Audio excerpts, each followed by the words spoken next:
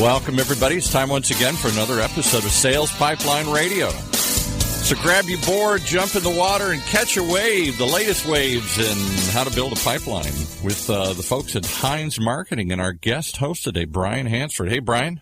Hello there. How's everybody doing today? I'm doing good. I'm looking forward to whatever you're going to bring our way today here, whatever wave we're going to catch today here.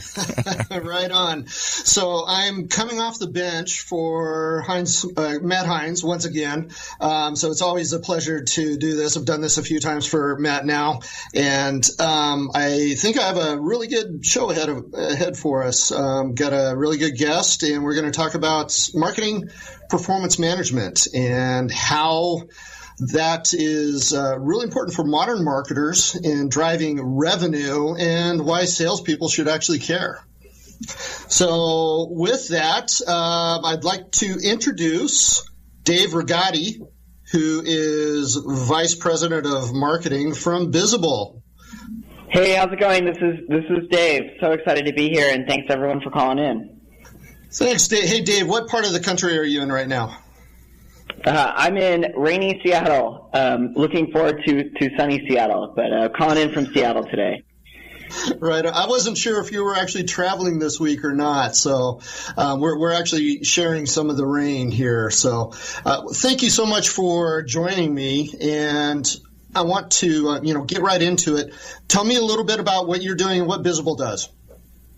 Sure. So my name is Dave Rigotti, and I am the head of marketing at Bizible. I've been here for about 3.5 years now. Prior to that, I was part of a large company doing marketing. And what really drove me to Bizible and what we do from a product perspective is really connect your marketing activity to revenue. And I just saw this great opportunity and great need of doing so to support sales, support the organization. And so as a company, we help B2B organizations connect their marketing to revenue. And an awesome piece of that is I get to do marketing to marketers, which is super meta and super fun. So I'm excited to talk a little bit more about marketing performance management and some of the values that you can get out of it. Yeah, so let's talk about that. The gist of it is, marketing for years was all about activity, arts and crafts marketing, marketing communications, PR, branding, things like that. And there were always some functions that were around lead generation, but there was that what I call the line of demarcation between marketing and sales. There wasn't always a very clear definition or agreed upon definition on what leads were versus contacts or suspects. And once a marketing organization may have collected a contact name or gotten a response or had somebody actually come to a trade show booth, they'd throw that over the fence to sales and, wipe their hands of it. That's it. It's done. And then sales would hopefully run with that and drive a sale or drive some revenue. Very, very hard to measure the actual effectiveness and, just to show what sort of impact marketing has on the business. And I think that, the last several years with modern marketing, there has been this concept of marketing performance management, and it's been around for a while, but I think now we're hitting this critical mass where marketers are realizing that they need to show what they're doing to help drive the business, drive revenue, to fill the pipeline. And how can they do that with reliable, accurate information? I presented a couple weeks ago locally here in Seattle to an analytics group, and I found some data that CMO tenure, while it was on the rise for a while, it's starting to go back down again. And the number one reason for that is CMOs are not able to effectively show the impact that they are having on the business. And marketers are being held accountable for revenue, what the impact is to the business, but they need a method to do that. So let's talk about what marketing performance management is and, get into some of the nuts and the bolts, but also, Dave, over the course of the conversation, I want to get into why salespeople should care, why your CFO should care, why the CEO should care. So tell us from your point of view with the marketers you work with, how do you guys define marketing performance management? Yeah, I think you hit the nail on the head there in talking about activities. Salespeople listening in will get this really, really well. At the end of the month, when you're writing commission checks for the sales team and success team, it's not about like how many opportunities you got that month or how many emails did you send to try to close the deal. It's about the outcome. So it's no longer about activities; it's about outcomes. And really, every other part of an organization gets that and has made that shift. And we're just kind of now starting to see that shift in marketing from, hey, let's optimize for activities, and moving that towards let's really understand the revenue outcome of our marketing and start to optimize for that. So when I think about marketing performance management, I think of it as being kind of three key areas. You're planning your marketing, you're executing your marketing, and you're measuring your marketing. So when you move those all to revenue, you start to really look forward and not backwards. When you're looking at activities and you're measuring activities, you're always looking back. And so when you can start to align that to revenue, you can start to do great things around planning for the future. Salespeople are always planning for the future. I mean, that's the sales role. Like once the deal's closed, it's done. And so we're starting to see the shift in marketing, and I think a lot of it is drafting from sales success and what's been successful on that side for driving revenue and bringing that over to the marketing function. The organizations that I have seen or worked with where this really takes off are marketing teams that actually have a revenue goal. They have a shared goal with sales, and that seems like a natural forcing function to bring sales and marketing together, to collaborate, but also to work from the same picture, the same data sets. So you're not just having an isolated marketing automation system that plugs into CRM with some pieces of data and then sales takes that. It seems like there's a forcing function that's natural when you have that revenue goal that brings sales and marketing together. Are you seeing that as well? Do you see that a result in terms of organizational performance and collaboration? Is that something you see with your customers from Bizible? Yeah, exactly. I'll speak for me first and then more broadly. Certainly I measure our marketing to revenue, and so does our sales team. We have the same revenue goal that we're trying to hit every month, every quarter, and for the year. And so we build sales hiring plans against that. We build marketing plans against that, and we're kind of very aligned there. We even take it one step further and tie my compensation as the marketing leader to revenue as well. So at the end of the quarter, we're both, if business is great, we're all happy. If we're a little under, marketing's not at the bar celebrating that great webinar we did.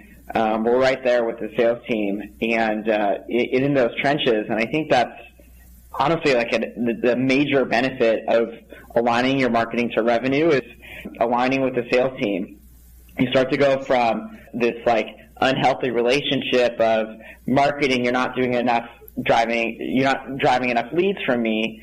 And then the marketer's telling sales, well, you're just not doing a good enough job closing them, to this like, hey, how can we both come together and service the organization and have both not only our goals aligned but our compensation aligned?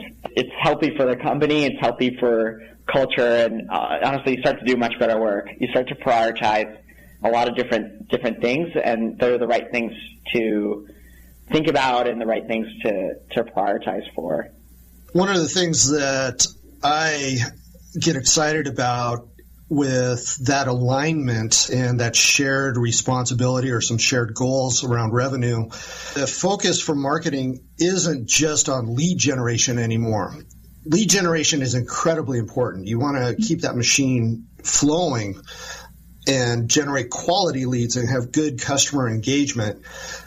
But when you have that good relationship and tight alignment, you're also able to identify where marketing and sales can work together deeper in the funnel. So it's not just after generating that lead, it's how can you support sales as they're actually prospecting, or getting deeper into the sales process and supporting them and aligning that process.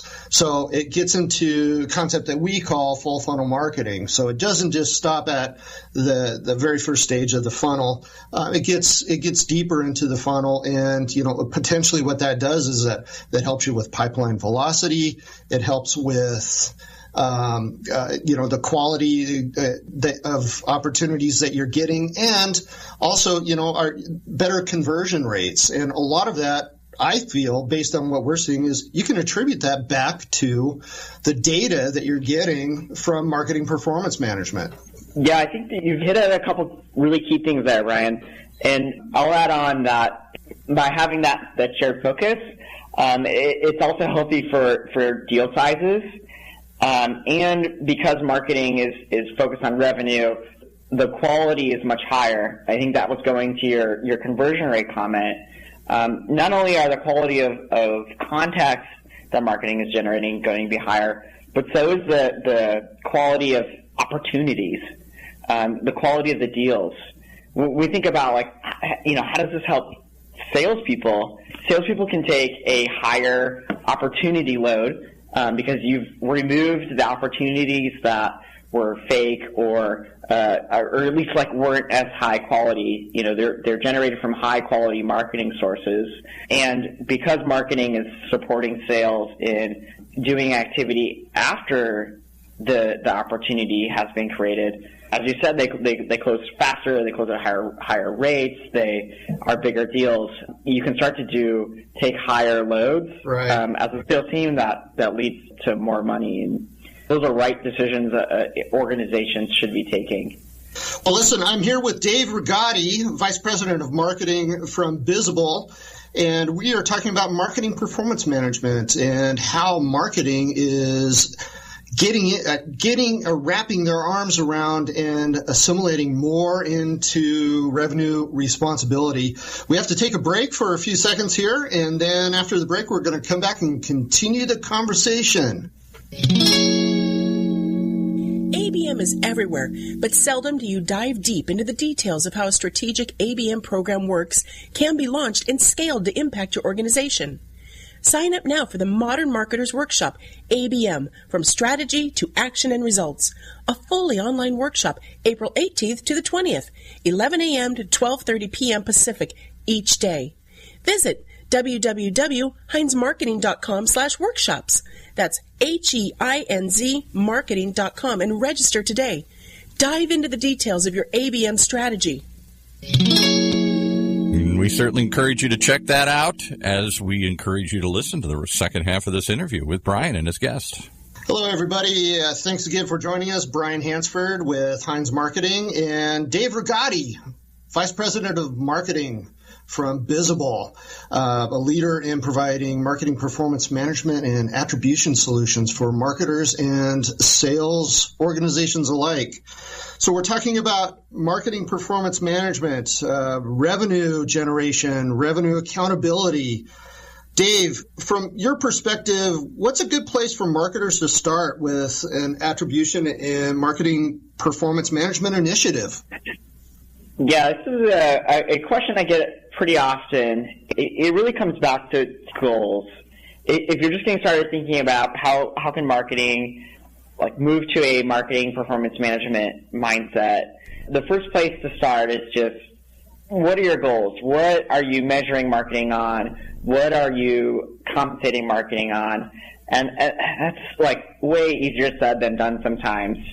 I've chatted with some organizations where the marketing leader wants to move to revenue, but the CEO or whoever the marketing leader is reporting into is no, we need to generate leads just because that's what we've always been doing. The first thing is align your goals.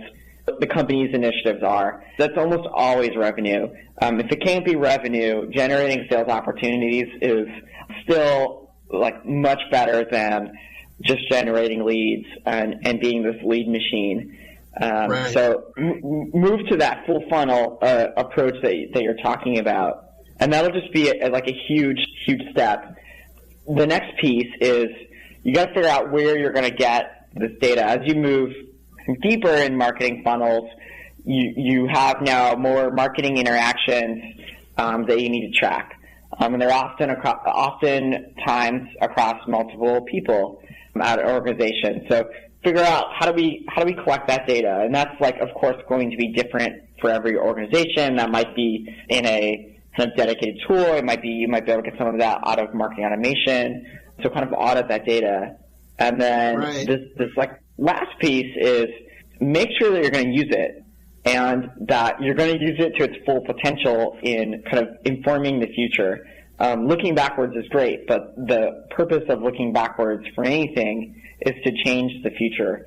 So once you get that full funnel view, like start to think about, what are we going to do differently to improve that, and not let's just pat ourselves on the back when things went well and forget about the things that didn't go well. Right. It's interesting you mentioned the CEO perspective. Education and understanding is a big challenge that we run into with a lot of organizations we talk with.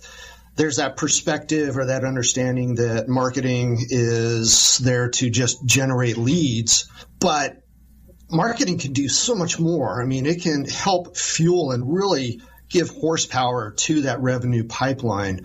So there's a lot of education both inside the marketing department and with other executives that seems to, I think there's a breakdown that when you come to a CEO or even a CFO and say, listen, marketing department wants to pursue this shared goal around revenue. We need to look at how we can do that and support that with data, and then the campaigns and programs that can support that, and where you can steer that and steer your budget spend and where to engage your customers.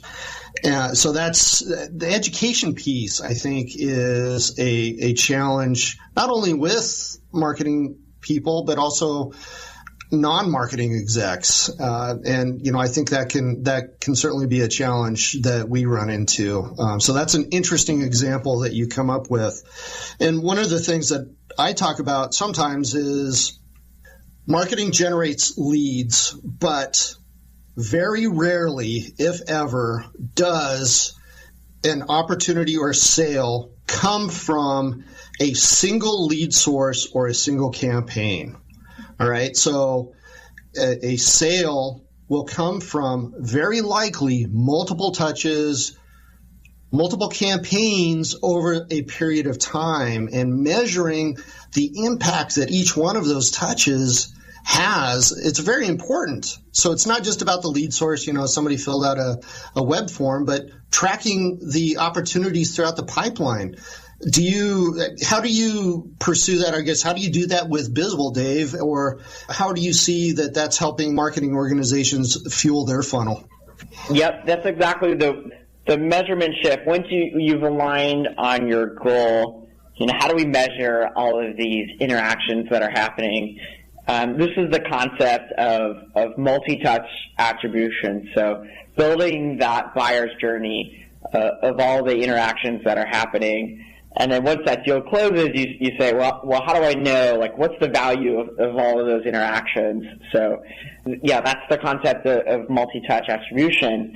Many solutions or many tools out there to help you measure attribution, like Bizible, have both kind of stock models to help you understand, more simply, what's the value of these interactions, or even machine learning to help you figure out give me every single interaction that's happened and let me figure out the value. But they all come down to, for B2B companies, they come down to moving deals through the sales process.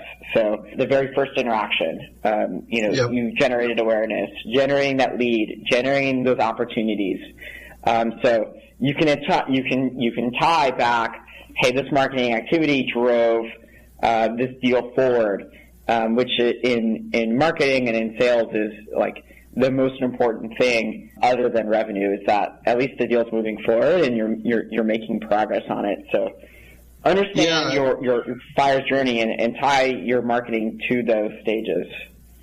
One thing that I get excited about whenever I work with marketing performance management or attribution strategies is being able to actually dig into and identify the highest performing channels, as well as where content assets. I know one thing that we've discovered just this year, actually working with Bizible, is that we're able to identify content assets that are very high performing at various stages in the funnel.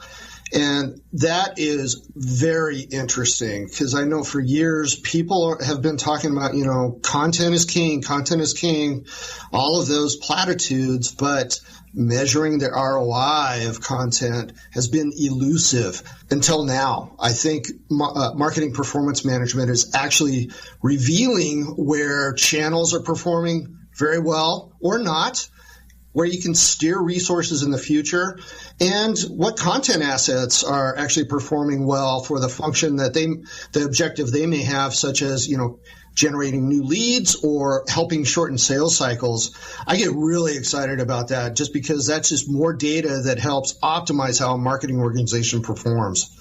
That's one of my favorite pieces too. We're a 7-person marketing team, and we have 4 out of the 7 team members are dedicated to content. We've been able to build this healthy content engine because we focus content on not on like traffic or its rankings, but how much revenue it drives. And you're exactly right. There is a difference in content, just like there's a difference in channels. Social marketing is very top of the funnel.